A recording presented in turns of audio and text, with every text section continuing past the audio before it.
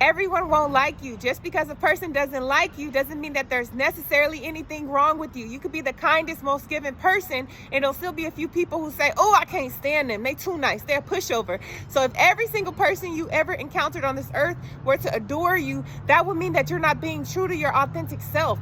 That would mean that you're putting up a mask for different people. Sometimes don't like you and they nitpick on you because they really don't like themselves. They might be jealous. They might not like the way you chew. You might chew. They don't like the way your mouth move when you chew. They might not like your hee in your voice when you laugh. It might be too much. You might be too chipper for a person. You might remind them of somebody who hurt them. Who knows why? You got to stop trying to figure out the why. If someone doesn't like you got to stop trying to convince them to see you in a different light, because sometimes people have this false version of you that exists in their head, and no matter what you do, that version will always exist. They will always see you in that light.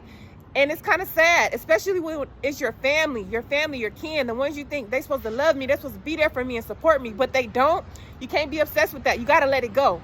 And sometimes it might not be that deep. They might just have their preference. Some people prefer rice over pasta. That doesn't mean that pasta isn't delicious to someone else. Remember that it's quality over quantity. As long as you like you and you're in alignment with why God put you here, that's what matters the most. As long as you're not out here being a malicious person,